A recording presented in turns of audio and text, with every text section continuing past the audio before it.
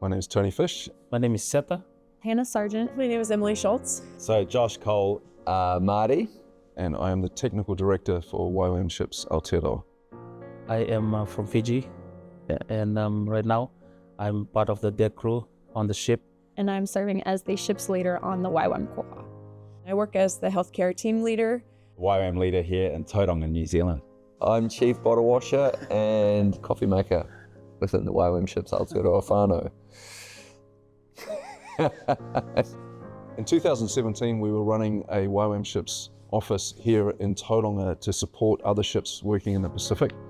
And in early 2019, I received a phone call from a gentleman, a local businessman, who had been operating a small ship.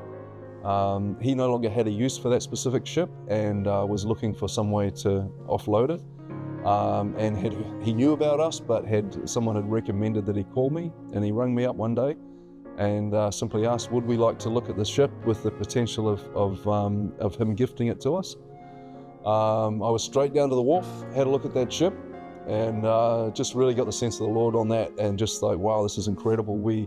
At the time, I was really praying and really seeking an opportunity to continue the legacy of ships being sent out from this harbour, from Tauranga, out into the Pacific. Last year when the ship was in Fiji, I found it as a blessing to the Fijian people, because what I can remember, the ship was in the Sawa for the last outreach last year, and my family came on board to get their tooth fixed. My niece, my grandmother, my grandfather, and even my younger brother, they came on the ship to take care of their teeth, and that was a blessing to them, you know. And for where I come from in the islands, you know, we would pay amount of money to just even cross the sea to the mainland, to go to the hospital, and you know, all that stuff there that you guys are doing, that we are doing, it costs a lot. And for the ship to come right in front of our doorstep and to provide free service, man, that's a blessing.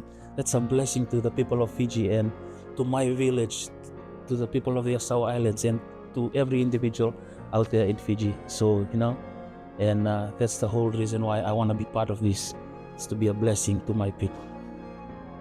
I believe YWAM Ships Aotearoa is creating change through multiple layers. I think change or transformation, which I've been thinking a lot on recently, what does that mean? If that's the goal, what does it back up? What is it? So many layers. I think the isolated islands in the Pacific, just being present, being anchored off the village, where the villagers look out their window and see this medical ship sitting there with, they know there's doctors, nurses, there's help, there's dentists. I think there's a measure of hope that's released, that's intangible, you can't measure it, but you just see the locals kind of go, oh, well, you're here to help us. We're not alone, we're not isolated. I think that's transformative. 2 years ago, I sat with a village health worker from one island up in the north of Fiji, and he was just weeping, saying, this training you'd just given me, our nurse on board had walked him through this training around basic health care, primary health. He said, this training I've just received and the resources you guys are giving me will transform our village. He said, I've never had this much training and I've never had these many resources. This will change our village. I now can look after the elders in our village. I now know what I need to do to get them what they need. And I just sat there with his brother, crying with him on the ship, going, that's amazing. So how are we trying to, impact? What impact are we seeing? It's those impacts. It's actually bringing the services to people right where they are, honouring them within their context, not having to take them somewhere else, but actually trying to deliver to them what they need right where they are, which sometimes means our nurses, our dentists are actually going to their houses, into their, right there to deliver the service because they can't even get to the ship. And I think there's just a measure of godliness in that you meet people where they are. So that we're always trying to get better at that and grow in that. But that's what I love about what our team does. When we initially started conversations with the Ministry of Health in Fiji, they had requested help around the area of dentistry, which was really exciting because that was the area that we had developed here locally with New Zealand during COVID. So we felt that the Lord had given us kind of a tool in our hands to be able to meet that need. We've seen many stories of patients that have been impacted by a dental service or a pair of reading glasses or prescription glasses that they've been able to receive. I think one of the most exciting stories that I heard from our optometrist last year coming back was how he was able to give a pair of reading glasses to an older gentleman who had previously been a pastor, and he had led his congregation and led his village and community in their faith, and he no longer was able to read the Bible well because of his declining eyesight. And our optometrist was able to see him in his home and, deliver him the pair of glasses that were suitable for him to be able to then go back to reading the Bible.